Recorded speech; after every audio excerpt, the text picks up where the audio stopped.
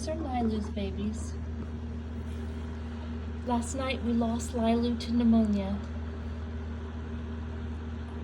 They did emergency C-section after she passed. And these guys were about 10 days early. You can see how they don't have much hair on their feet and basically no hair on their ears. Only 2 of them was nurse a bottle, so I'm having to feed them with an eyedropper. Hopefully they'll kick into gear and these guys can all nurse Hemi.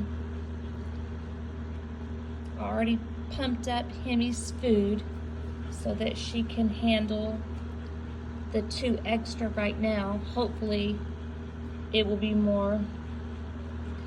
I could use some prayers for you guys. Send them to Lilu's children.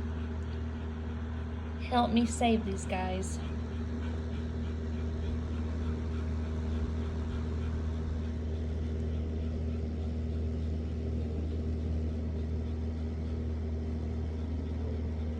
They couldn't breathe whenever we first brought them out to the car last night. All of them were gasping for air, and they did that till about 5 o'clock this morning. One still did it till about 7 o'clock in the morning today, but they're breathing good now. There's no more gasping for air.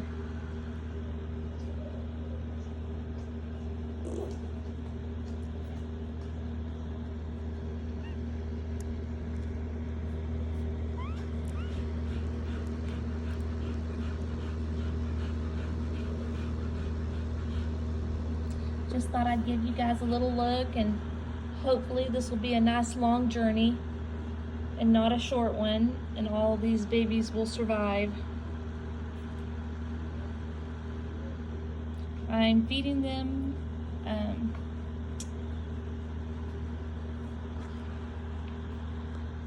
this right here. It is Nursemate ASAP. And also, I'm feeding them the Nature Mate. It is cholesterol supplement. This is really good stuff. And then I'm just using a little eyedropper like this and just putting a couple drops in their mouth at a time of milk. So far so good. We got 7 last night and we still have 7. See how there's hardly any hair on their face and nose?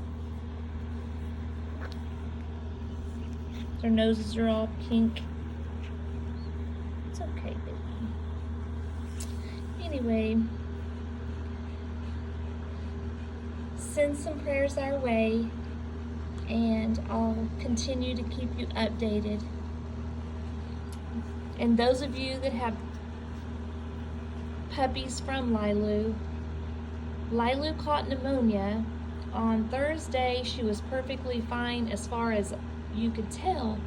We did not know she had anything wrong with her. She was bucking up to burning and not letting him eat his own food when I took them out the raw. And I had to take the pan and separate them because she wanted his and hers.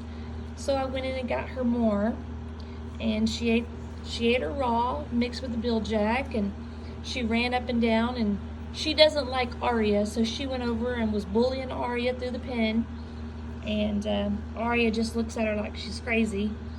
But I cleaned the kennel on Thursday, played with everybody. She showed no signs of anything, and I don't know why, but last night my son Justin came over and I said, hey, do you want to walk out to the kennel and check on the dogs? I just had a feeling. So we go out there, and Lilu didn't want to come to the fence, and she's always the first to the fence, and so I was like, and so I went in and checked her out, and she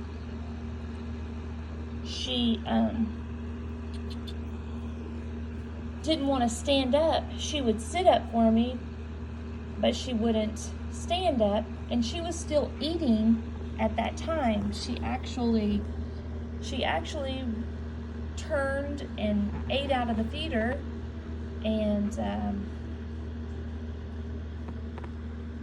I just said, let's just go ahead and bring her in anyways, and we brought her into the house. Justin carried her, and I put her in my bathroom, and then it just like you could watch her going downhill. So after about 45 minutes of just being in the house that long, I asked Justin to help me load her up. We loaded her up, we took her to Burleson. The lady at Burleson emergency clinic was just not my kind of person. You can tell when someone don't like large dogs. She definitely didn't like Rottweilers. She was very rude. She basically just said, this dog's gonna die and there's nothing we can do about it. And it wasn't that she was wrong, it was the way that she was talking. And when it's your loved one. She was like my child. You don't want to hear anybody talking about your child like that. So I told them to give us a minute. I talked to James, and we decided to go ahead and call another emergency clinic. We did so. The lady at the emergency clinic, the doctor's name was Miss Hawkins. And so we drove with our emergency going all the way to Fort Worth, got her checked in, and when we got there, she was still like lifting her head and moving around and responding to her name. But about 10 minutes after we got there, she was pretty much unresponsive going forward after that. They put oxygen in, they gave her some shots to calm her, to help ease her breathing. And I would say 2 hours later, she passed, and they rushed her back and did emergency C-section. And I honestly, by the amount of oxygen she was at, like 37 at the end, I honestly didn't think any of these guys would even be close to making it. But they put us in this little room because I was freaking out and crying hysterically, and I was upsetting everybody there. So they put us in a room, and then I could hear the babies crying. After about like 3 minutes, I could hear them all crying. So I started crying even harder, and James took me to the car because, you know, some people just don't understand the love that you have for a dog, even though they're there with their pet. And I went to the car, and then about 30 minutes later, they brought out my babies, and I'm trying so hard to save these guys.